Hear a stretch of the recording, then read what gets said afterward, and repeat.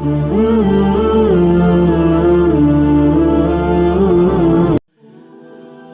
کا شکر ادا کرو، یہ نہ سوچو کہ اللہ تمہاری دعا فوراً قبول کیوں نہیں کرتا، بلکہ یہ شکر کرو کہ وہ تمہارے گناہوں کی سزا فوراً نہیں دیتا۔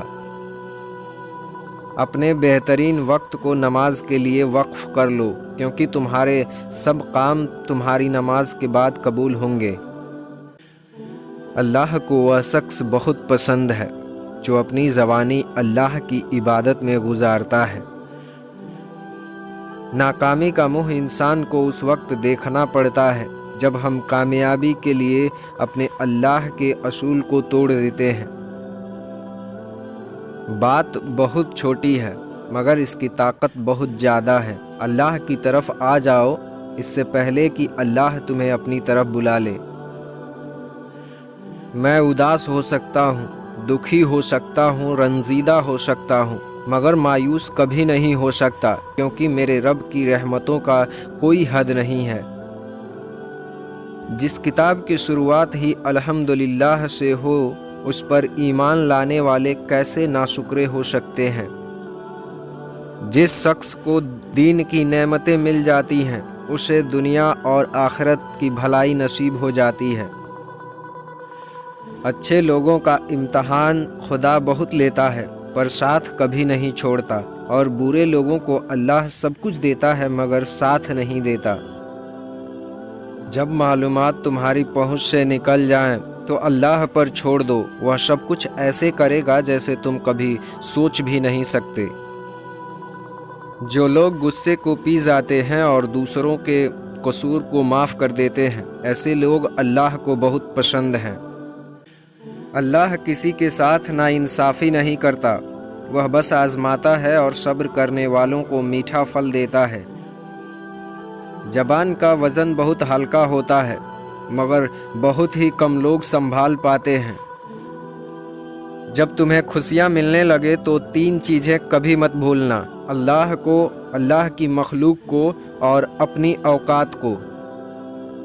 حضرت علی رضی اللہ عنہ نے فرمایا، اپنا سر اونچا رکھو کہ تم کسی سے نہیں ڈرتے، لیکن اپنی نگاہیں نیچی رکھو تاکہ پتہ چلے کہ تم ایک باعزت گھرانے سے تعلق رکھتے ہو۔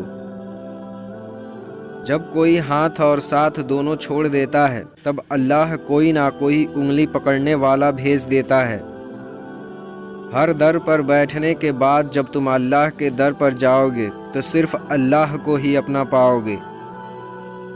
حضرت علی رضی اللہ عنہ نے فرمایا، جو شخص اپنا راز چھپاتا ہے وہ اپنا اختیار اپنے ہاتھ میں رکھتا ہے۔ لوگ تمہارے پیچھے جتنی سازشیں کرتے ہیں کر لینے دو، بے فکر ہو جاؤ، بے شک تمہارا رب انصاف کرنے والا ہے۔ حضرت علی رضی اللہ عنہ نے فرمایا، بے وقوف وہ ہے جو دنیا میں مصروف ہو کر آخرت کے حصے کو فوت کر دیتا ہے، اور جب تم اللہ سے دعا کرتے ہو تو وہ صرف تمہارے راستے کو موڑتا ہے، تمہاری دعاؤں کو نہیں رد کرتا، وہ تمہیں اپنے طریقے سے تمہارے من پسند منزل تک لاتا ہے۔ لوگ چاہیں جتنا بھی برا چاہیں، ہوتا وہی ہے جو اللہ چاہتا ہے۔ اپنی ہر پریشانیوں کو اور تکلیفوں کو دعاؤں میں تبدیل کر دو، کیونکہ دعا ہر چیز کا علاج ہے اور مومن کا ہتھیار۔ حضرت علی رضی اللہ عنہ کا فرمان ہے کہ محبت کا پھل اور مسئلے کا حل رب دے گا، یہ مت سوچو کہ کب دے گا، جب دے گا بے حساب دے گا۔ اگر دیر کے بعد بھی دعا دل سے نہیں جا رہی ہے تو تمہاری پکار اللہ کے یہاں سن لی گئی ہے۔ مقدر میں جو ہے وہ مل کر ہی رہے گا۔ 2 وقت کی روٹی کے لیے 5 وقت کی نماز نہ چھوڑنا۔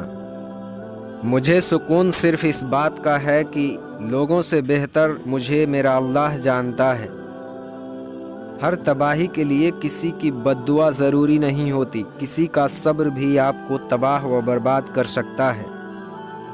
اللہ کی دی گئی ڈھیل کو اپنی چالاکیاں مت سمجھے، جب وہ رسی کھینچتا ہے تو انسان منہ کے بل گرتا ہے اور پھر دنیا کی کوئی طاقت اس کو اٹھانے میں مدد نہیں کر سکتی۔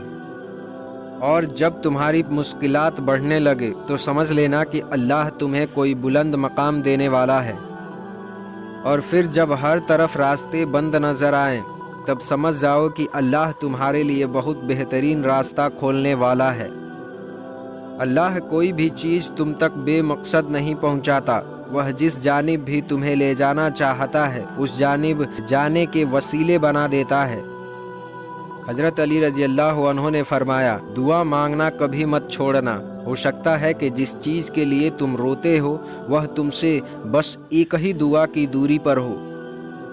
کیوں ناممکن اور ممکن میں خود کو الجھایا ہے؟ اللہ پر یقین رکھنے والوں نے ہر مسئلے کا حل پایا ہے۔ نماز سے نہ کہو کہ مجھے کام کرنا ہے، بلکہ کام سے کہو مجھے نماز پڑھنا ہے۔